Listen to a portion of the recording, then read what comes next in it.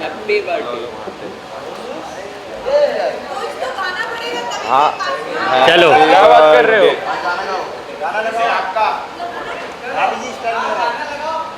नहीं नहीं लगाना नहीं, गाना है। गा दो।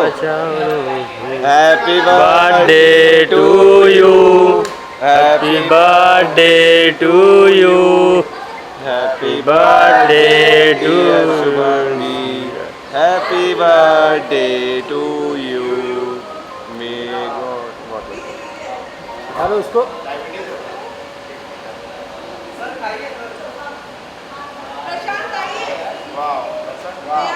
वो हरी डांस करेगा। कैसा ना नहीं जा भाई, सब फेमस हो।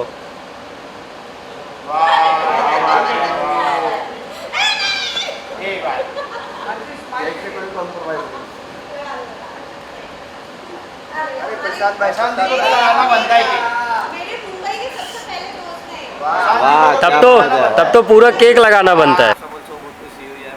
Thank you.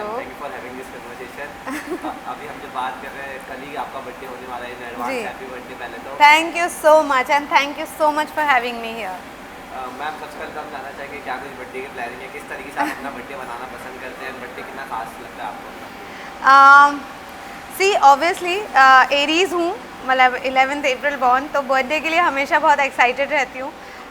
जब मेरी बेटी यहाँ मतलब अभी तो यूएस में है, पर जब वो यहाँ रहती थी तो हम दोनों बहुत अच्छा टाइम स्पेंड करते थे। मेरे कुछ दोस्त हैं 3-4 जो बहुत ख़ास हैं, तो वो आते ही हैं घर पे। तो यस, बट इस बार मैं जा रही हूँ एक ऑर्फनेज में, ब्लाइंड स्कूल में, जहाँ पर बच्चों के साथ I am going to celebrate. बच्चे मुझे बहुत पसंद है, तो मैं ब्लाइंड स्कूल में जाके उनके साथ ही कल पूरा दिन उनके साथ ही स्पेंड करने वाली हूँ। ऐसे बर्थडे के दिन सोशल वर्क करना कितना अच्छा फील होता है, एक तो कुछ ना कुछ सोसाइटी को बैक देना, ये Yes, कितना yes. अच्छा लगता है अपने आप में। बिल्कुल। सोशल वर्क में कितना इन्वॉल्वमेंट रहता है, क्या पसंद है आपको जनरली भी ऐसी चीज़ें? मुझे बहुत अच्छा लगता है, और बच्चे खासकर, जैसे मैंने कहा, लव किड्स। मतलब मेरा बस चले, क्योंकि मैं मुझे कब आज तक नहीं पता कि किटी पार्टीज़ या जो लेडीज़ की जो जितने पार्टीज़ होते हैं बीसी वीसी, वो मैंने आज तक कभी किया नहीं है, क्योंकि मैं हमेशा से काम ही करती आ रही हूँ। तो मुझे जब भी फ्री टाइम मिलता था, मैं आशी के फ्रेंड्स के साथ फुटबॉल, बास्केटबॉल या फिर बच्चों के साथ ही टाइम स्पेंड करती हूँ। उससे ना आप बहुत रिजुविनेट भी हो जाते हो, और यू नो सबसे अच्छी चीज़ बच्चों की ये होती है कि बहुत नो बिचिंग, नो गॉसिपिंग, बहुत ही अच्छी प्योर हार्टेड। सो वो एक चीज़ बहुत अच्छी है। So I love to spend time with kids. तो इस बार ज़रूर yes, I am going to orphanage. And इस वक्त भी जब आपका बर्थडे आने वाला है, क्या कुछ बदलने वाला है प्रोफेशनली अगर हम बात करें, क्या कुछ नया आने वाला है, क्योंकि लोग आपको इतना पसंद करते हैं कहीं ना कहीं टीवी पे देखना, तो क्या कुछ नया प्रोजेक्ट आ रहे हैं? देखिए, अभी बहुत सारी बातें चल रही है, it's too early to say anything, but बहुत जल्द आप मुझे देखेंगे, आई प्रॉमिस यू। एंड कहीं ना कहीं अगर हम बात करें आपके एक्टिंग ग्राफ पे, जिस तरीके से आपने करियर शुरू किया 2007 से, आपका कहीं ना कहीं करियर शुरू हुआ इंडस्ट्री में, आपको अच्छा खासे 19-20 साल हो चुके हैं। जी, कहीं ना कहीं कैसे रही है पूरी जर्नी, कितना आप सेटिस्फाइड है खुद इस जर्नी से, जिस तरीके से आप देखते हैं? आपने नेगेटिव भी प्ले किया कहीं ना कहीं थोड़े टाइम के लिए, एंड कॉमेडी स्पेशली आपने जो उस तरीके से 10 आपका साल फोकस बनाना बहुत मुश्किल है, उसके बारे में थोड़ा बताइए। नहीं, it's been a wonderful journey, really बहुत अच्छी जर्नी रही है, बहुत लर्निंग एक्सपीरियंस रहा है। सबसे बड़ी चीज़, मैं बहुत ही मतलब मैं नॉन एक्टर, मैंने कुछ एक्टिंग की क्लासेस नहीं ली थी, और बिल्कुल नॉन फिल्मी बैकग्राउंड से आई हूँ, इंदौर से हूँ। जी, एमपी से हूँ, इंदौर से हूँ। तो मेरे लिए तो स्कूल भी यही था, मतलब आते से सब कुछ सीखा भी यहीं। एंड बाय गॉड्स ग्रेस सबसे पहला प्लेटफॉर्म जो मुझे मिला वो बालाजी का मिला। उसके बाद I work with Rajshri, then Rajan Shahi, then you know DKP, Garima productions, और फिर भाभी जी घर पर हैं, जो सबसे आइकॉनिक शो है मेरे करियर का। So it's been a wonderful journey, बहुत कुछ सीखा, जो सीखा यहीं सीखा, और मैं रियली बहुत ग्रेटफुल हूँ इंडस्ट्री की भी, कि सभी लोगों ने हमेशा मुझ पर बहुत ट्रस्ट दिखाया है। एंड आई प्रॉमिस, मेरा बर्थडे है, एंड आई रियली प्रॉमिस कि मैं आप लोगों को कभी निराश नहीं करूँगी। मैं और मेहनत करूँगी, and I will entertain you till my last breath. कहीं ना कहीं आपने शोज़ तो बहुत सारे किए, पर 2 शो स्पेशली मैं शॉर्ट आउट दूँगा जिनके जरिए आपने ऑडियंस के दिलों में एक एकदम अपनी अलग सी जगह बना दी जी। चिड़ियाघर। जी। And then उसके बाद जब हम आते हैं भाभी जी एंड कस्तूरी। कस्तूरी, या। ये शोज थे, इतना प्यार लोग ऑडियंस का मिला है। बैक टू बैक शोज जो हिट होते हैं, ये कैसा जी। फील होता है कि लगातार सक्सेस मिल रहा है, लगातार लोग इतना रिकॉग्नाइज कर रहे हैं, नॉन फिल्मी बैकग्राउंड से आते हुए इतना जी। प्यार मिलता है, वो कैसे फील होता है? बहुत अच्छा फील होता है, रियली फील ब्लेस्ड, क्योंकि मेरा बचपन का ड्रीम था। मुझे ऐसा लगता है अगर मैं एक्टर नहीं बनती तो मैं और कुछ नहीं होती। मतलब आई थिंक बचपन से ही मुझे एक्टिंग का ही शौक था, dancing and acting. So I learn Kathak, तो या तो डांसिंग या फिर एक्टिंग, तो आर्ट फील्ड में ही इंटरेस्ट था। तो मेरे लिए नौकरी थोड़ी मुश्किल हो जाती, क्योंकि मुझे एक जैसा काम करना में थोड़ा सा वो रहता है कि तो और एक्टिंग में आपको हर दिन एक नया चैलेंज होता है। So I think I feel really blessed.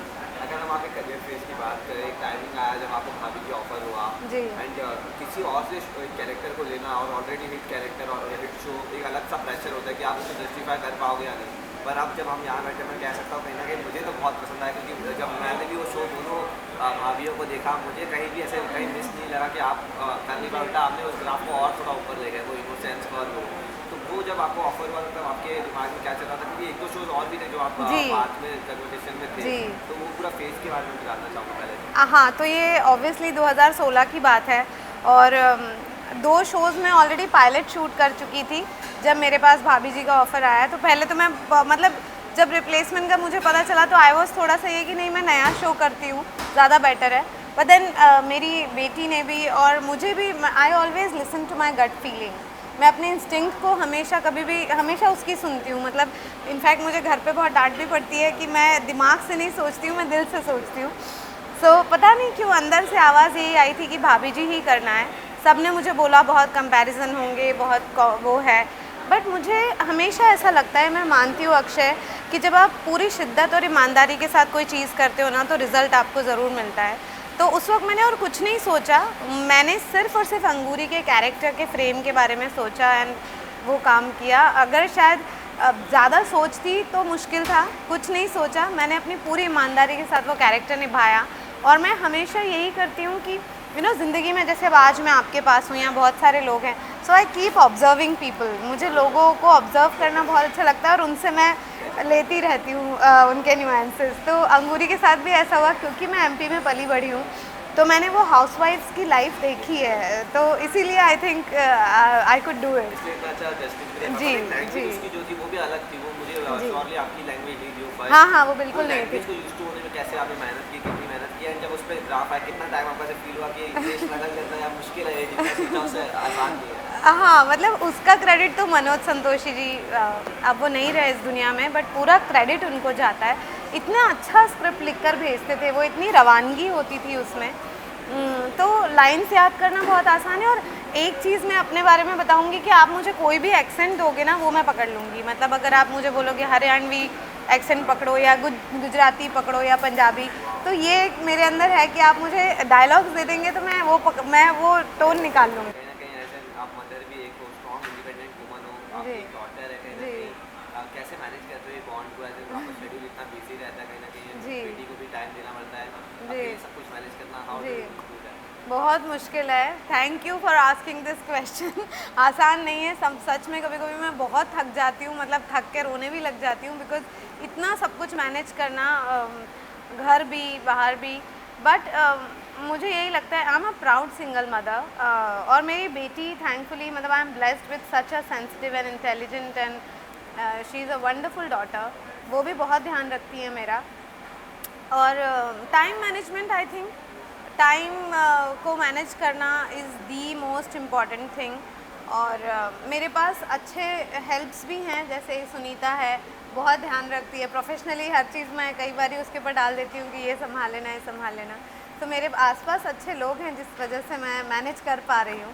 Ji, time की कमी है, वरना कन्वर्सेशन और हाँ ज़रूर। नेक्स्ट सर, फिलहाल आपकी बर्थडे आ रही है, फैंस आपको देखने के लिए बहुत एक्साइटेड हैं। आप फैंस जो आपको विश करेंगे, मुझे पता है बहुत सारे सोशल मीडिया पे आपके भरे हुए कमेंट, उनको कुछ कहना चाहेंगे फैंस के लिए? मैं फ़ैन से यही कहूँगी कि आप लोगों ने मुझे इतना इतना इतना सारा प्यार दिया है, आगे भी देते रहिए। आई एम कमिंग सून, मैं अभी नहीं बता सकती, but I am coming soon, so please stay tuned.